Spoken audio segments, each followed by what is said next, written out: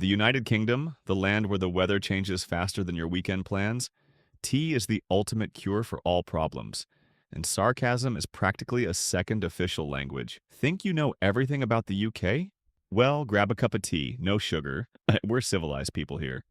And let's find out. First, geography. The UK isn't just England. There's also Scotland, Wales, and Northern Ireland. In England, people treat rain like an inevitable part of existence, not a reason to cancel plans. In Scotland, men wear kilts and still look tougher than your worst nightmare. And Wales? It has a dragon on its flag, more castles than you can count, and a language that seems to think vowels are optional. Now, London, the city where medieval buildings stand next to glass skyscrapers and rent prices are so high that for the cost of a broom closet, you could probably buy a private island somewhere else. Scotland has Edinburgh, a city full of stunning architecture, breathtaking landscapes, and street names no one can pronounce correctly.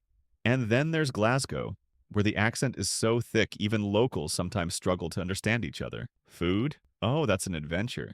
The UK seems to have collectively decided that food should be simple and filling rather than fancy. Fish and chips? National pride. Breakfast? A massive plate of fried beans, bacon, sausages, and black pudding.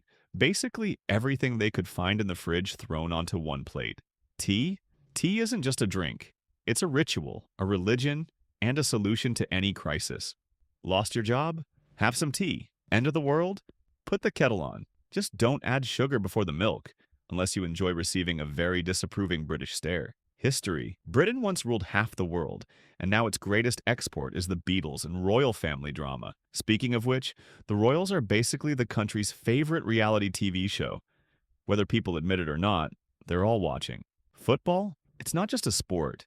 It's war. Every year, England goes into tournaments saying, football's coming home, but somehow it always ends up in someone else's home. Meanwhile, Scottish fans are legendary for their passion, even if their team hasn't won anything significant since William Wallace was still roaming around. Humor? The UK survives on sarcasm. If a Brit tells you, oh, brilliant, it could mean anything from that's amazing to I never want to speak to you again. You'll have to figure it out from the context. And of course, traditions. Pubs are sacred institutions where people discuss life, football, and the weather, in no particular order. And let's not forget the British love for queuing. They'll form a queue even when there's no need for one, just to maintain order.